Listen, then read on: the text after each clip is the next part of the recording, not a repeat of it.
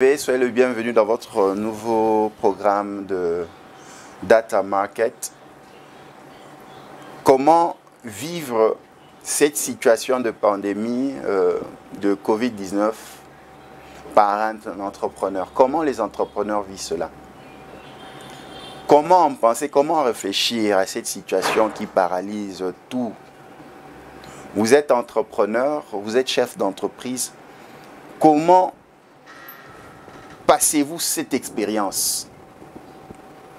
Pour ceux qui sont en confinement, pour ceux qui sont en activité réduite, c'est votre nouveau numéro du magazine Data Market. La semaine passée, nous avons reçu pour vous le conseiller spécial du chef de l'État, Philippe Ngwala Malemba, avec qui nous avons échangé. Et ce soir, c'est un nouveau numéro et nous allons directement vous présenter le participant à ce programme de ce soir. Samuel Yamungu, nous vous saluons. Merci.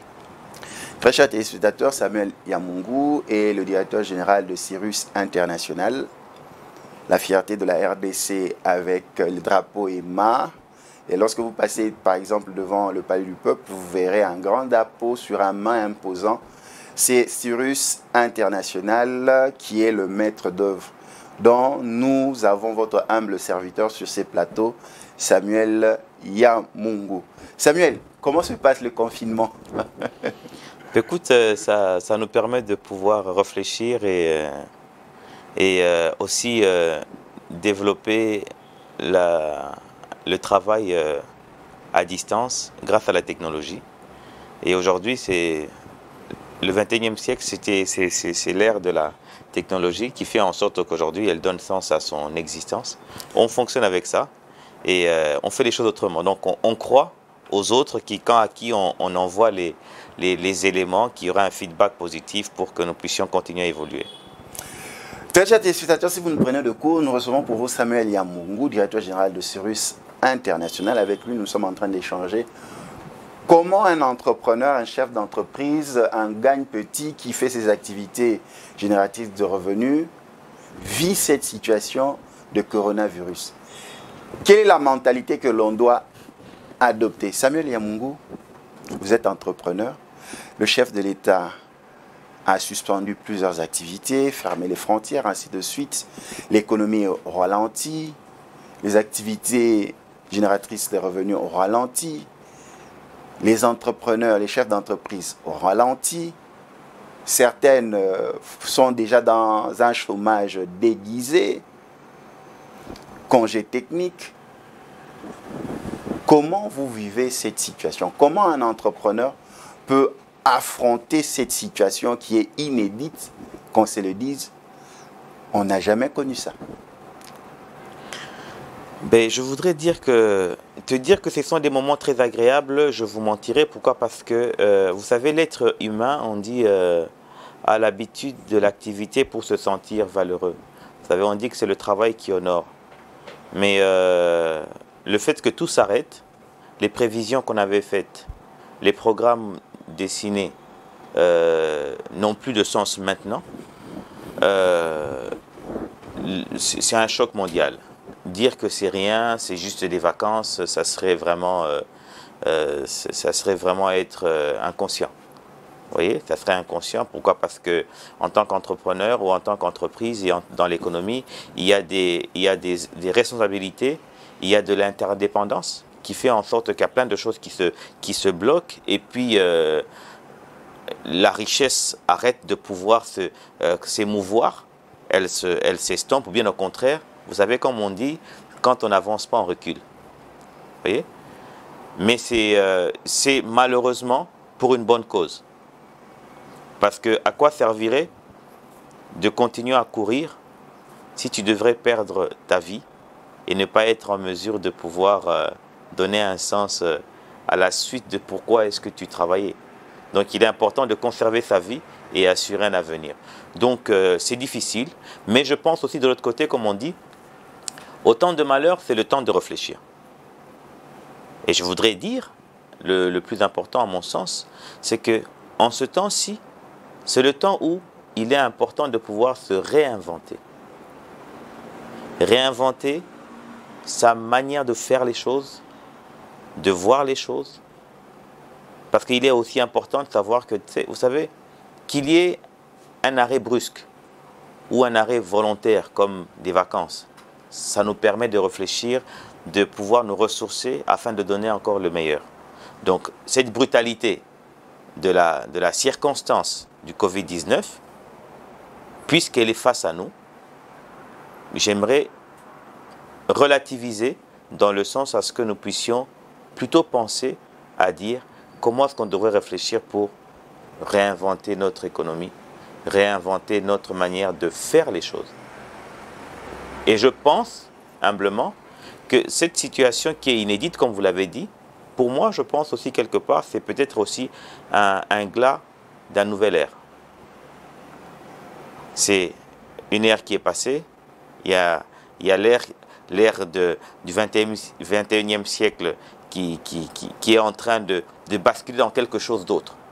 Et c'est cette invention dans laquelle toute personne résiliente qui, malgré tout, voit les choses positivement, parce qu'on ne devrait pas non plus se morfondre outre mesure, mais je pense qu'une nouvelle armée, un nouveau style de gestion, d'économie, devrait se mettre en place maintenant. Samuel Yamungu, à cet instant, vous qui gérez un personnel, comment on vit la gestion de l'entreprise? Comment expliquer à son personnel que vous n'êtes plus censé être peut-être dans un même lieu de travail, peut-être être en équipe réduite pour pouvoir assurer la continuité et voir même que certaines charges de l'entreprise vont baisser, peut-être les salaires ou les primes vont un peu être dégraissés. Comment expliquer cela à son personnel? Vous savez, quand vous dites qu'une entreprise, c'est une équipe, donc ça veut dire qu'une équipe, logiquement, elle est censée être en mesure de communiquer. Et quand elle communique, elle sait voir quand c'est prospère et quand c'est pas prospère. À l'impossible, une tenue. Et c'est difficile, mais c'est pas non plus une fatalité. Donc c'est difficile, c'est vrai. À cela, je pense aussi, c'est que là maintenant, au-delà du fait que tout à l'heure, comme je disais, qu'il était important maintenant, dans le sens de la méditation et de la réflexion que nous devons faire pendant ce temps de malheur, il est aussi important aussi pour ceux qui sont dirigeants de notre pays. Vous voyez comme sous d'autres cieux, vous voyez comment est-ce qu'il y a des budgets qui sont alloués aux entreprises pour qu'elles puissent ne pas tomber, parce que, vous savez, chaque nation, quand elle fait des prévisions économiques pour le budget, elle ne s'appuie pas sur ce que les ministres vont générer dans leurs papiers. Elle s'appuie sur ce que les hommes du terrain qui sont dans le monde économique vont générer comme paiement de taxes, comme ceux qui vont générer dans les impôts et dans autres charges publiques qui vont se regardir, font en sorte qu'ils apportent maintenant leur soutien pour créer cet équilibre-là. Vous voyez? Alors, chez nous, je pense qu'aujourd'hui, il est maintenant temps, que nos dirigeants réalisent que, comme le chef de l'État le dit, le peuple d'abord, que maintenant que l'on puisse maintenant arriver à réfléchir autrement en disant que, après ces temps-ci, que l'on puisse se décider finalement à promouvoir les entrepreneurs congolais. À ce que, qu'il y ait tant de crise ou pas, vous voyez ce qui s'est passé au Nigeria? Les Nigérians n'ont pas eu besoin de demander à ce que la Banque mondiale, telle personne les aide et autres. Vous avez des Nigérians eux-mêmes, des Dangote, des Olomelu et d'autres, des milliardaires nigérians qui a mis 10 millions, qui a mis 50, qui a mis tel montant, qui a mis tel montant. Est-ce que vous connaissez un Congolais ici qui peut mettre 10 millions pour soutenir le gouvernement par rapport à telle chose de Covid? Même les Indiens à qui nos autorités ont donné tout au détriment du peuple congolais que nous sommes. Quel est ce Libanais-là? Quelle est cette banque libanaise? Ou bien quelle est cette banque indo-pakistanaise a donné 20 millions de dollars pour soutenir le gouvernement? La seule banque que j'ai connaît, que nous avons suivi à la télévision, une banque d'origine nigériane a donné 150 000 à peu près. 150 000 dollars. Dollars, oui. Moi, je te parle de millions. Oui, oui. C'est la banque UBA qui a donné 150 000 dollars. Moi, je te parle au Nigeria, le Olumelu de UBA, il a donné des 10 millions de dollars. 10 millions. Les autres ont donné X millions, vous comprenez? Ça veut dire que, vous savez, il n'y a pas plus patriotique pour un peuple que l'autochtone. Parce que celui qui meurt, c'est mon frère, c'est ma soeur. Celui qui mourra demain, c'est mon frère, c'est ma soeur. Ce n'est pas le frère de l'Indo-Pakistanais. Ce n'est pas le frère du Chinois ou bien du Libanais. Donc, pendant ce temps, j'espère que nos autorités prennent conscience et vont prendre conscience de l'impératif demande qui a toujours été faite. Parce qu'il existe une loi depuis 1973 qui dit que le petit commerce devrait revenir au fils du pays et surtout le regard urgent maintenant à sponsoriser, à donner priorité dans les marchés publics, qu'on donne priorité aux entrepreneurs congolais. Dangote a été fabriqué par Obasanjo. Et tous les autres millionnaires qui existent au Nigeria ont été fabriqués par le gouvernement en leur donnant plusieurs marchés pour qu'ils puissent grossir dans leur entreprise. Vous voyez? Donc, c'est un impératif criant, urgent, pour faire en sorte que nous puissions aussi apporter notre main forte. Donc, dans cette réinvention, il faudrait que nous puissions travailler et avec l'État, et pour ce qui est de notre part, que nous puissions nous réinventer. Nous réinventer, pourquoi? Parce que nous avons toujours l'habitude de penser que l'argent viendrait des mines, viendrait de ceci, viendrait de cela. Mais aujourd'hui, on commence à réaliser que l'argent pourrait venir, quand on nous parle du quinquennat, là, ça vient de la terre, c'est la terre, c'est l'agriculture. L'agriculture, on oui. parle de la chloroquine, c'est l'agriculture qui génère la chloroquine. Et la terre, pour répondre aux besoins de la chloroquine, c'est le Congo. Une fois de plus, il est impératif de comprendre que c'est un rendez-vous un rendez-vous mondial où le Congo s'élève comme étant la réponse aux problèmes du monde. En 1900, quand l'industrie a démarré, l'industrie de production avec le courant et ainsi de suite, on a commencé à faire des véhicules, tout ce qui était machines en production. Notre caoutchouc a répondu aux besoins de fabriquer tous les pneus depuis les années 1900 jusqu'à un ère récent. Au temps de la Première Guerre mondiale, notre cuivre a servi même de fabriquer les cartouches et autres pour que la guerre et les guerres mondiaux soient gérées et tant d'autres choses. Vous comprenez? Et à l'ère de la technologie dans laquelle nous sommes, une fois de plus, le Congo avec son coltan, c'est lui qui répond à ça. Mais il est toujours absent. En fait, il est présent par ses produits, mais absent par son existence. Par et aujourd'hui, fils et filles. parce qu'il est inexistant. Parce que les personnes qui utilisent la technologie, vous lui dites, est-ce que vous connaissez le Congo? Ils ne savent même pas où ça se trouve le Congo. Mais vous allez demander où se trouvent les États-Unis, on sait. Et aujourd'hui, au temps de la chloroquine, la terre de la chloroquine, on te dit qu'on commence à fabriquer des produits pirates de la chloroquine. Parce qu'on a des produits qui boostent, des matériaux premiers qui sont fabriqués en Chine et en Inde. Mais ça, c'est chimique. Mais l'organique, le réel, il est fabriqué par la terre congolaise. Tout à fait. Et je pense qu'il est important maintenant, que l'État apprenne maintenant à compter sur ses enfants. Regardez comment est-ce que la situation du coronavirus. Et en fait, j'apprécie personnellement cette situation. Elle est peut-être... Comment vous appréciez cette situation? Vous trouvez une opportunité au sein du coronavirus, vous qui êtes entrepreneur? Non, moi, je ne veux pas seulement parler en tant qu'entrepreneur, je veux parler en tant qu'esprit vif, en tant qu'intellectuel, en tant qu'amoureux du développement. En fait, aujourd'hui, les regards sont braqués sur qui? Ce n'est pas braqué sur les hommes politiques, les grands noms. Ce n'est pas braqué sur les grands généraux. Aujourd'hui, les caméras ou les attentes de tous pour l'espoir les caméras ou encore l'oreille étendue pour attendre et entendre la voix de qui? D'un intellectuel, d'un chercheur. Quel est le budget qui a toujours été alloué pour la recherche scientifique? Aujourd'hui, vous savez, quand on fait la répartition des ministères par les partis politiques, quand on te nomme ministre des recherches scientifiques ou bien des affaires sociales, on a l'impression qu'on t'a donné un ministère ridicule. Parce qu'il n'y a pas de budget, ils ne mettent pas de budget suffisant. C'est juste un titre de prestige de ministère. Mais regardez, on vous parle des docteurs que nous avons. Et je ne sais pas encore comment il s'appelle encore le monsieur du Katanga qui a parlé... Ekwalanga. Professeur Ekwalanga. Vous voyez dans quelles conditions il vit? Regardez-le et vous regardez le professeur Raoul. Le professeur Raoul a même récupéré la plupart de ses travaux. Regardez, et qui a avili ce monsieur? C'est nos propres autorités, c'est notre inconscience.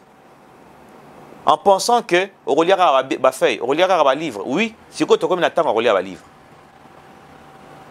Réajustons notre manière de pouvoir budgétiser les choses. Celui qui veut gérer, celui qui veut maintenir la vie de ses enfants, il pense aux moments les plus difficiles. Les moments les plus difficiles, c'est le moment de la santé. C'est les moments de l'incapacité. Nous sommes aujourd'hui dans l'incapacité. Et la solution ne viendra pas des stars de football, ne viendra pas par un premier ministre, ne viendra pas par un super ministre, ne viendra pas par rapport à un super conseiller. Non, du tout. Toutes ces personnes-là dépendront maintenant des personnes que hier on ne regardait même pas. Vous comprenez? Alors, il est important aujourd'hui de réajuster les choses. Le Congolais d'abord. Le peuple d'abord, le Congolais d'abord, l'entrepreneur d'abord, certes, mais il est aussi aujourd'hui de pouvoir maintenant réajuster les choses de la manière à ce que là où le savoir devra être mis en promotion, qu'on puisse financer l'éducation, qu'on finance la recherche scientifique. Très chers téléspectateurs de partout où nous suivez, vous êtes dans votre programme Data Market diffusé sur Kin 24 Télévision. Nous recevons pour vous Samuel Yamungu, qui est le directeur général de Cyrus International. Vous le sentez, nous sommes en train de réfléchir. Quel est le comportemental de l'entrepreneur, du chef d'entreprise, du travailleur dans ces conditions? Samuel, une question directe. Il y a de ces entrepreneurs qui étaient qui couraient derrière leur premier contrat, bloqués juste à cause du corona. Il y a ceux qui travaillent dans les secteurs informels, de gagne petit, qui sont bloqués. Il y a même des grands fournisseurs qui devaient recevoir de la marchandise, mais bloqués parce que les frontières sont fermées. Est-ce que c'est normal aussi d'avoir mal? Est-ce que cette situation peut inquiéter un entrepreneur, un travailleur, jusqu'à le dire que je sens comme si je vais abandonner? Pourquoi cette situation arrive maintenant, quand tout allait bien? Pourquoi le corona arrive seulement maintenant, quand je devais signer mon premier contrat? Vous savez, être entrepreneur, ce n'est pas un challenge. Ce n'est pas une compétition. Ce n'est pas un conformisme, c'est un appel. Dans chaque domaine de vie dans lequel nous sommes aspirés, il y a son bon et son mauvais. Et tout à l'heure, vous avez parlé du fait qu'il y a tel coup dur et les gens se posent la question, est-ce que je dois abandonner ou parce que ça ne marche pas parce qu'il y a tel coup dur? Oui, abandonner pourquoi? Abandonner pourquoi? Vous savez, dans tout ce que l'on fait, Napoléon a dit, à vaincre sans péril, on triomphe sans gloire. Vous comprenez? Et je voudrais dire, je vais peut-être choquer plus d'un, l'échec n'existe pas en fait dans la vie. C'est l'abandon qui est l'échec. L'échec n'existe pas. Il y a des aléas, des imprévus. Mais quand ces imprévus arrivent, il faut juste savoir maintenant se réajuster, reprendre les choses autrement. L'imprévu très lourd comme le Covid-19 par exemple. Il n'existe pas un imprévu léger. Tout imprévu est relatif. Vous perdez 1000 $, pour vous c'est peut-être la fin du monde. Mais pour quelqu'un d'autre, 1000 $, c'est 1 $. Quelqu'un d'autre, 1 $, c'est... Vous comprenez ce que je veux dire? Donc ça revient à dire aussi, c'est que, vous savez, il y a les opportunités, il y a aussi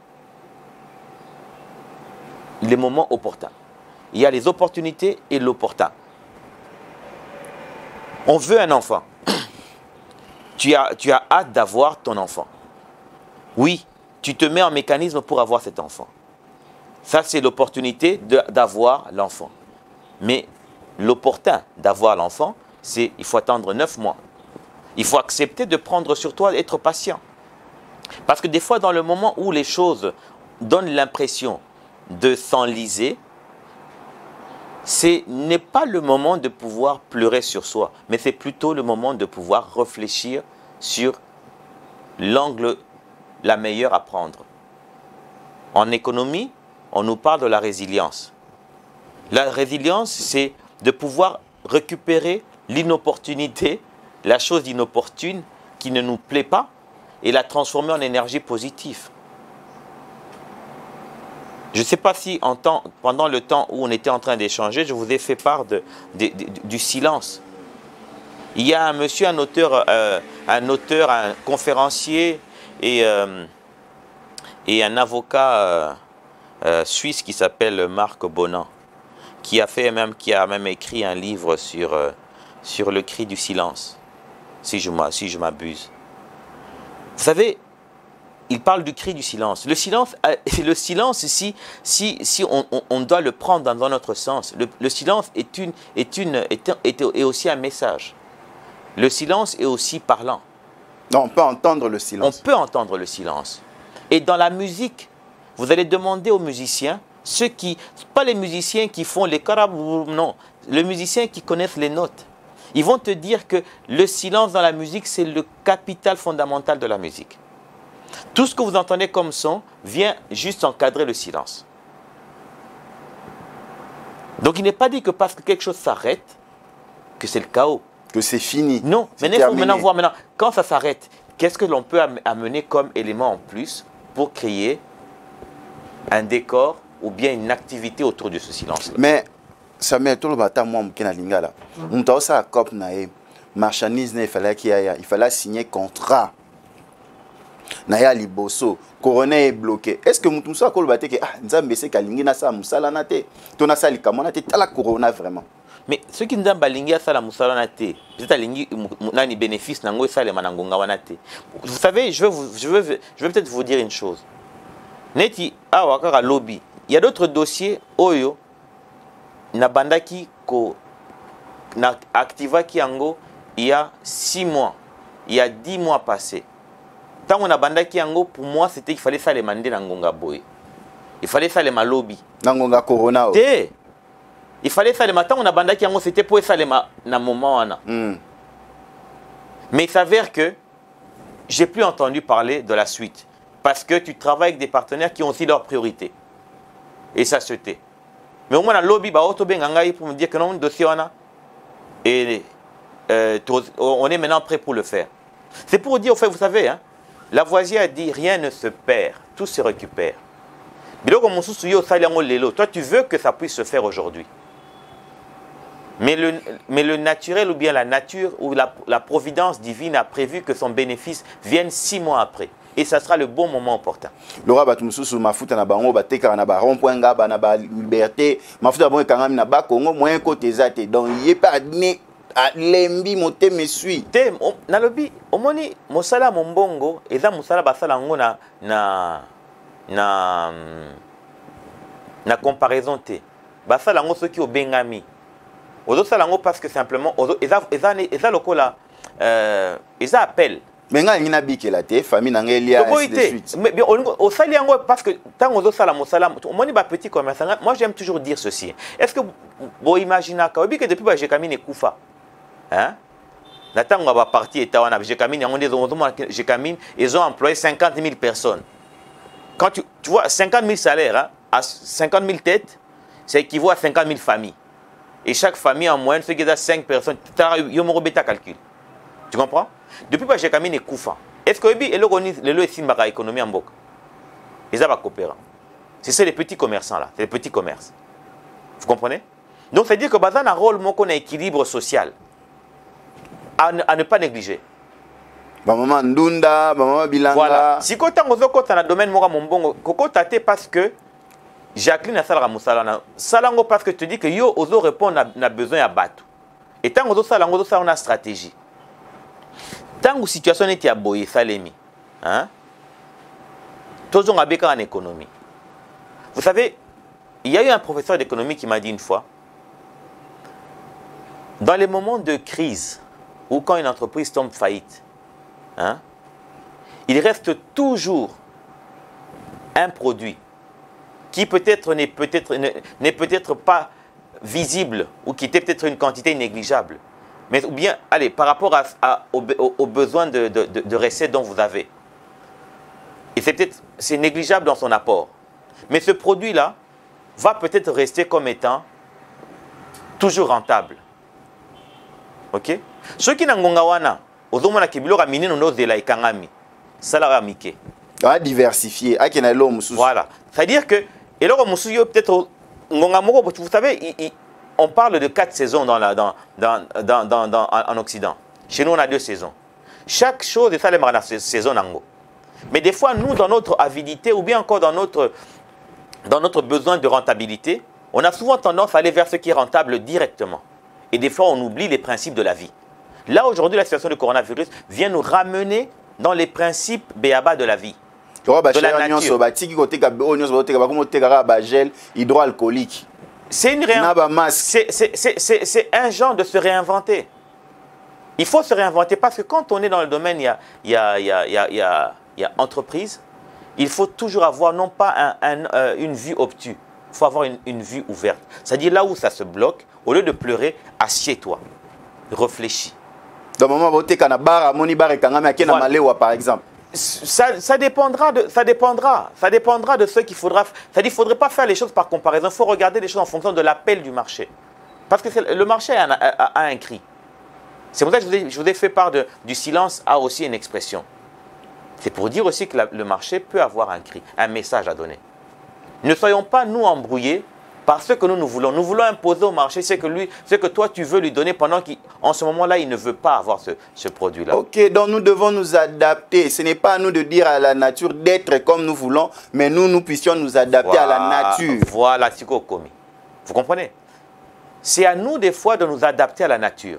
La terre, elle nous dit maintenant, vous m'avez tellement exploité, maintenant arrêtez-vous. Je veux me reposer pour que quand j'aurai besoin peut-être de 3 mois, quand je vais me reposer, je vais recréer tous les denrées, tous les éléments nutritifs de la terre pour que quand vous allez reprendre, ça va repartir encore pour 100 ans. Vous comprenez? Et toutes ces choses faisant, fait que l'on ne devrait pas simplement se dire « j'ai raté telle opportunité ». Comme je vous ai dit tout à l'heure, ce monsieur qui avait tel contrat et que maintenant tout est suspendu, oui, qu'il ne se décourage pas. Mais est-ce qu'il a le droit d'avoir mal? Non, c'était vous savez, la douleur, même on dit dans la Bible, la Bible dit Jésus pleura. Lui qui était le Fils de Dieu, il a pleuré. Et pourquoi pas toi et moi? Donc ce n'est pas une faiblesse. Non, vous savez, la sensibilité est une force. Être sensible, c'est une force. Être humain, c'est une force. Parce qu'aujourd'hui, cette crise du coronavirus vient mettre en exergue la valeur de l'homme, la valeur de l'humanité. Les politiques, les personnes qui sont, entre guillemets, qui ont toujours eu l'habitude d'avoir des facilités de caisse, parce que quand ils ont juste une petite rage dedans, ils peuvent prendre l'avion pour aller à Tokyo et ainsi de suite. Aujourd'hui, et eux, et nous les pauvres, on va à Mamaemo. Les frontières sont fermées. Eux qui ont négligé hier à financer la partie santé, ils sont maintenant bien obligés de réaliser que s'ils avaient fait ça avant, ils seraient dans les meilleures conditions. On dit au jour du malheur, réfléchissons. Ce n'est pas au moment maintenant là commencer à faire ces comptes, comme il y a s'accuser mutuellement, non. Si nous sommes là, c'est à cause de lui. Non. Je vais juste donner des exemples pour comprendre côté. Vous savez que la Norvège, elle a un fonds souverain actuel de 600 milliards de dollars. Ce fonds souverain là, elle a été programmée pour tous les moments, les coups durs qui peuvent arriver. Aujourd'hui, malgré le fait qu'il y a Corona, est-ce que vous entendez que la Norvège se plaint? Elle n'est même pas là. Pourquoi? Parce qu'elle n'a pas... Vous savez, on parle dans les récitations de la cigale et la fourmi. On pensait que c'était juste de la musette d'enfants. Mais c'est philosophique. Hein. Cette philosophie, elle est réelle aujourd'hui. Dans le temps de la prospérité, la fourmi, qu'est-ce qu'elle fait? Elle épargnait, elle épargnait. Et pendant ce temps, l'autre s'amusait, comme ce qui se passe chez nous au Congo. S'amuser. Mais vous allez voir maintenant que après ces instants ici, je pense que dans les prochains budgets, dans la prochaine manière de gérer le pays demain, on devrait maintenant commencer à grossir le budget de la santé, grossir le budget de la recherche scientifique et autres, parce que ce sont ces gens-là qui sont appelés à être les solutions quand les stars de football, les stars du Parlement, les stars du Sénat, les stars de l'exécutif, les stars présidentielles n'ont pas de réponse à donner au peuple. Ce sont ces personnes inutiles-là qui vont donner des réponses au peuple. Vous voyez? Donc ça veut dire que nous puissions orienter notre manière de voir les choses. Je veux parler encore des États-Unis. Ils ont un principe économique ou bien dans leur gestion de la chose publique, ils parlent du PL 140. Le PL 140 consiste à faire quoi? Mettre des réserves en nourriture, en carburant, en argent, en ceci et en cela, pour des cas durs, au cas où ça arrivait. Ils ont tous des réserves d'à peu près 6 mois de nourriture pour nourrir tous les 350 millions d'habitants américains.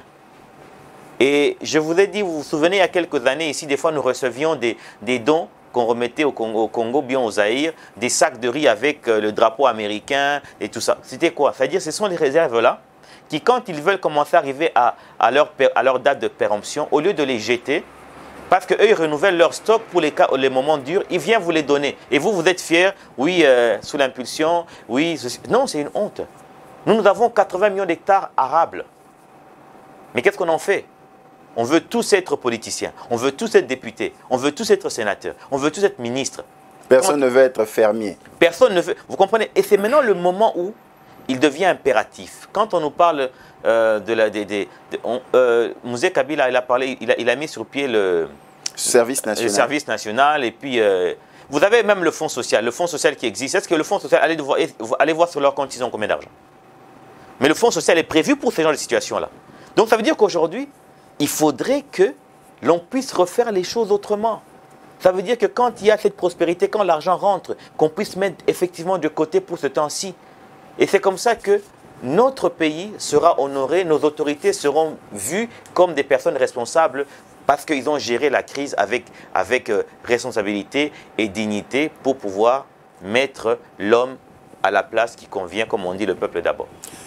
Très chers téléspectateurs, si vous nous prenez de court, nous recevons pour vous le directeur général de Cyrus International, Samuel Yamungu, entrepreneur. Avec lui, nous sommes en train de réfléchir.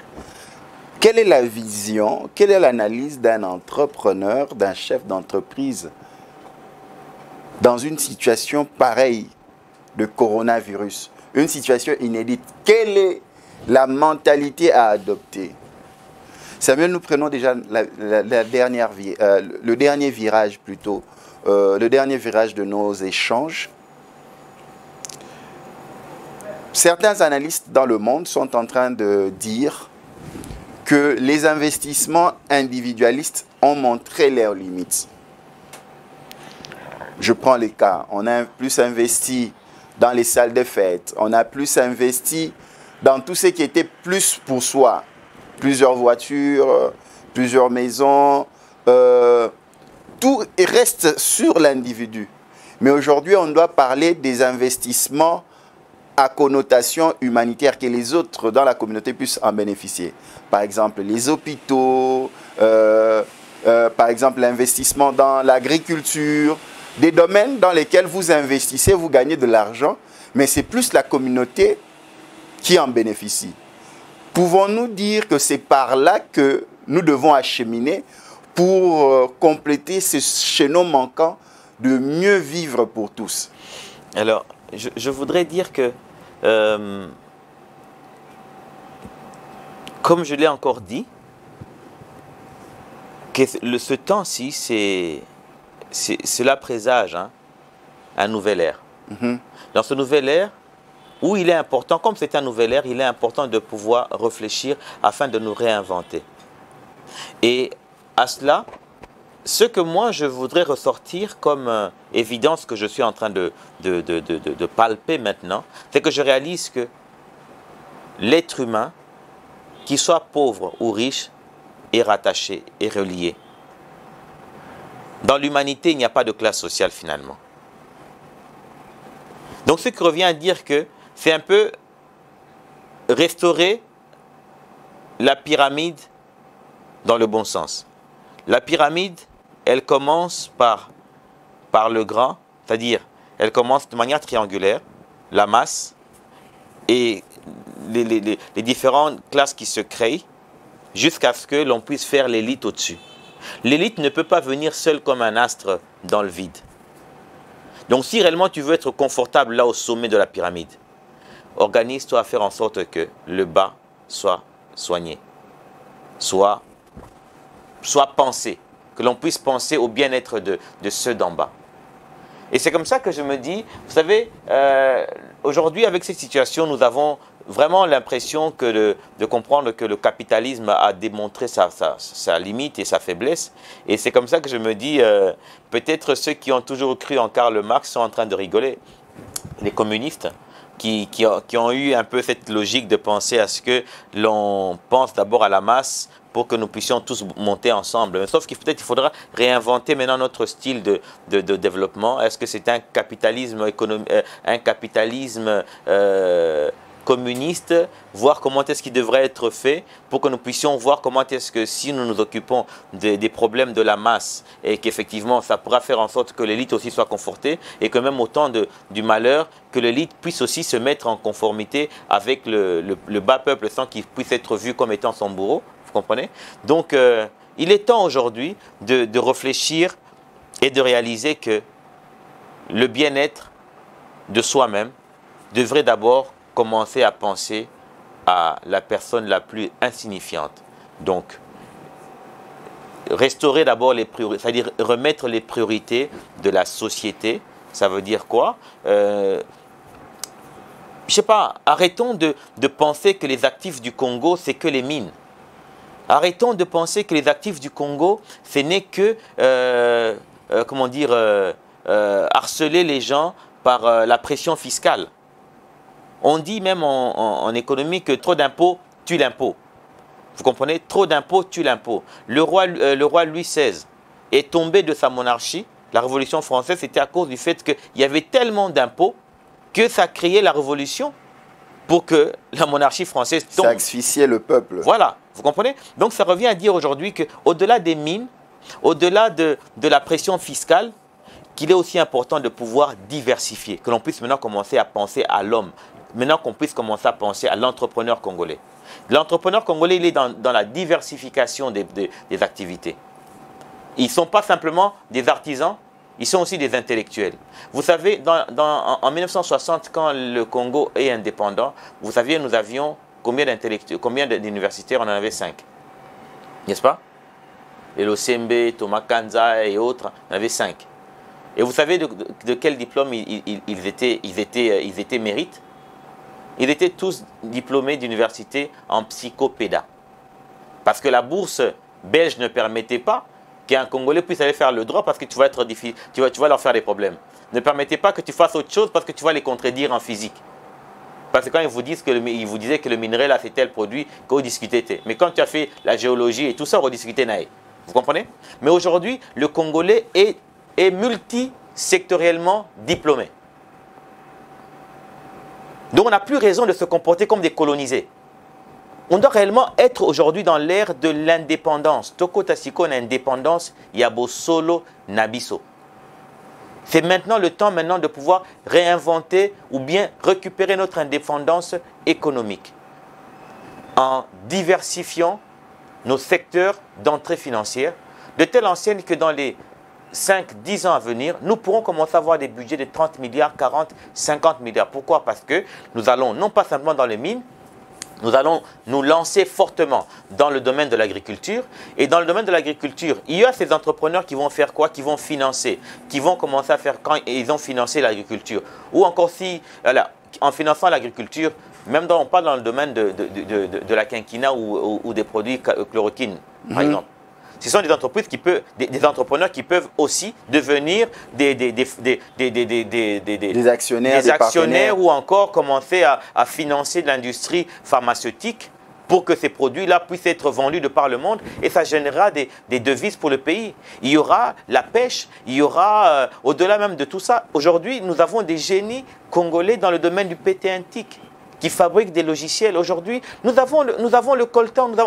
En fait, au-delà même de ça, nous pouvons même commencer chez nous, financer des grandes universités technologiques et de fabrication dans le domaine, comment dire, de toutes les pièces, des matières premières dans le domaine technologique, parce que le coltan vient de chez nous.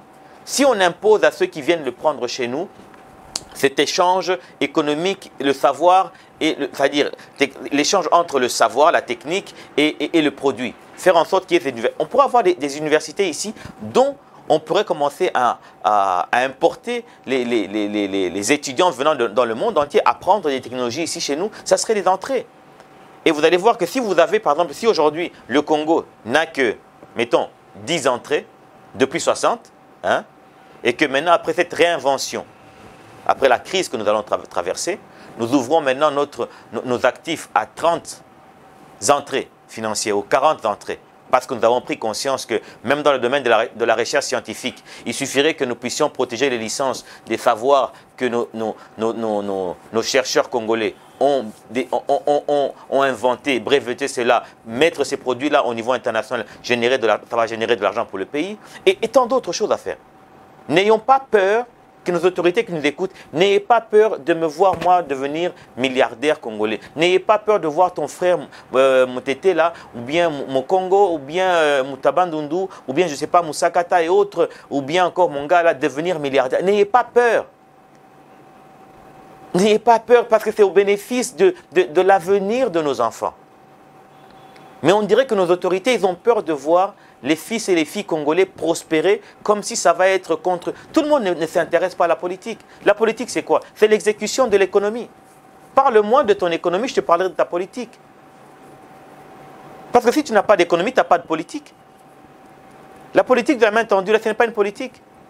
C'est vrai qu'aujourd'hui, on va dire on cherche à se mettre en harmonie avec la Banque mondiale. Est-ce que vous connaissez un pays au monde qui a été développé grâce à la Banque mondiale et au FMI?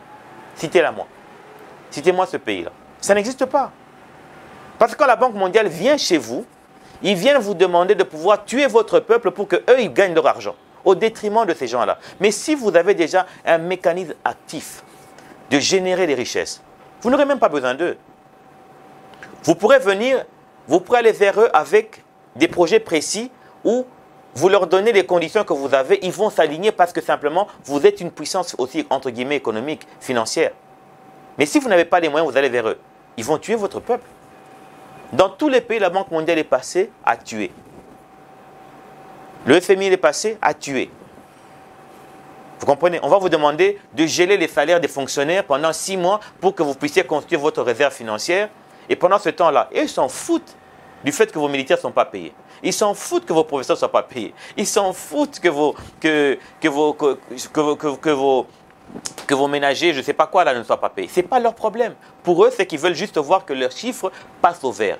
Mais maintenant, pour ne plus être dans cette logique-là des personnes non inspirées, il faudrait revenir vers ce que Dieu nous a donné. Ça veut dire qu'il nous a donné un pays riche qui est une réponse à tous les problèmes du monde. Samuel Yamungu, le plus grand cadeau que le socialisme a fait au capitalisme, c'est la planification. Parce que les socialistes, leur force était, nous planifions pour produire et partager de manière égale.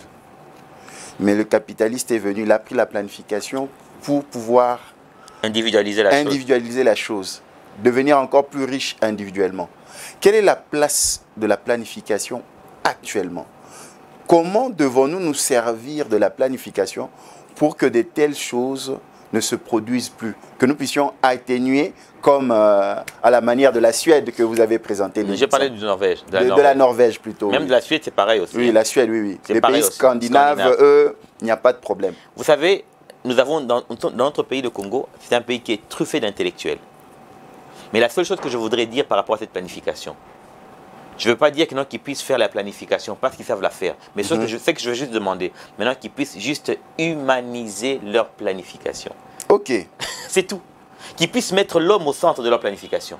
Vous savez, les tribus amérindiennes, les Apaches, les Cherokees, tous ces premiers habitants de l'Amérique. Oui. Ok. Ils ont toujours vécu en clan. Ils ont toujours vécu en clan et autres.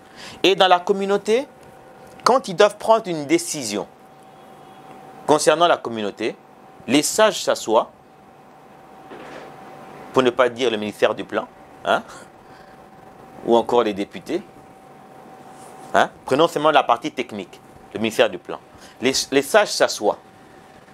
Quand ils s'assoient pour pouvoir définir les solutions concernant les problèmes qui ont été proposés, ils doivent faire en sorte que dans les propositions des solutions qu'ils doivent mettre sur table dans leur comité de sages, que les solutions qu'ils proposent puissent être une réponse pour au minimum cette génération. Quand on propose une solution qui va répondre juste à une seule génération, à 2 générations, ça tombe. C'est ça le baromètre de vérifier si les propositions valent ou pas. Et ils se disent que la décision qui va sortir après réflexion doit être une réponse pour 7 générations même après nous. C'est comme ça que je demande à ce que l'on puisse maintenant, dans les planifications, que l'on puisse juste l'humaniser. Parce que nous avons, je vous ai dit, au fait, on a multisectorialisation de diplômes dans notre pays. On a des intellectuels dans tous les formats. C'est même effarant. Vous comprenez? On a des intellectuels, mais qui sont juste méchants. On a des économistes qui sont juste égoïstes. On a des politiciens qui sont juste partisans. Ça veut dire au-delà de leur parti politique, au-delà de leur salaire, de leur prime, il y a des enfants, des arrière-petits-enfants qui viendront, des générations qui vont venir demain. Donc il faut juste maintenant humaniser les planifications. Et quand on va humaniser les choses, on va comprendre que non, partons dans tel domaine qui n'est peut-être pas rentable pour moi directement, mais qui sera rentable pour les enfants, pour les moments de difficultés qui peuvent arriver, comme à l'instar de coronavirus qui vient aujourd'hui ramener les gens, nous imposer à la réflexion, à ramener l'homme, à réfléchir sur l'homme. Samuel Amungu, c'est déjà la fin de nos échanges. Qu'est-ce que nous pouvons retenir de votre participation à ce numéro de Data Market? Je pense que si, dans notre gestion, dans nos ambitions de progrès, l'on met l'homme comme centre de notre motivation, je pense que nous serons encore meilleurs. Nous serons meilleurs et nous laisserons des œuvres qui continueront à parler de nous, même quand nous ne serons pas sur Terre, ou nous ne serons plus sur Terre. Parce que l'être humain doit être le centre de la motivation, de pourquoi on veut gouverner, de pourquoi on veut entreprendre. Parce qu'un entrepreneur, c'est qui? C'est celui qui répond aux besoins du marché. Le marché, c'est qui? C'est le besoin des foyers, des familles, des entreprises, des écoles, des ceci et de cela. Mais si simplement on fait les planifications en fonction de ce que je veux gagner aujourd'hui, c'est là que vous voyez que nous tombons dans la dérive capitaliste du vol, de l'égoïsme et de tout ce qui est faussaire, de tout ce qui est faux. Donc, remettons l'homme au centre de notre motivation pour faire le bien à la communauté. Et je pense qu'en ce moment-là, les choses iront mieux et la fatalité ne sera pas fatale. Un mot de sensibilisation sur les gestes barrières. Je pense qu'il est important de pouvoir les respecter comme les autorités de la République l'ont dit. Les règles de distanciation, se laver les mains, tousser dans le coude et quand on se sent malade, rester chez soi et communiquer, rentrer en contact avec le numéro indiqué afin de pouvoir être répertorié, être suivi le plus tôt Parce que c'est une maladie, c'est une réalité, mais ce n'est pas une vérité pour toujours. Une réalité, c'est comme la saison de pluie. Eh bien, là, un temps, elle passera. Et demain, c'est la vie. Et vous êtes appelés à pouvoir vivre. Et nous vivrons. Et le coronavirus ne va pas faire autant de dégâts comme cela se passe aux États-Unis et autres. Et très vite fait, nos chercheurs congolais, en qui moi je crois, vont arriver grâce à ce que nous avons comme solution existant déjà sur la terre de nos ancêtres que Dieu nous a donné, qui vont être une solution pour éradiquer ce problème de coronavirus pour le monde entier, via le Congo. Très chers téléspectateurs, de partout vous nous avez suivis, nous avons reçu pour vous Samuel Yamungu, directeur général de Cyrus International. Il nous a apporté sa contribution sur le comportement à adopter pour un entrepreneur dans ces temps d'épreuve où tout semble bloqué, ce temps de Covid-19. Vous nous avez raté ce lundi à 22h juste sur Kin 24 Télévision. Rattrapez-vous le mardi à 11h juste sur Kin 24 Télévision et suivez-nous sur toutes les plateformes liées à ce programme et même sur la page de Samuel Yamungu sur Internet. Vous allez aussi nous suivre. Quant à moi, je vous dis à la prochaine, que Dieu vous bénisse. Samuel, un grand merci. C'est moi qui vous remercie.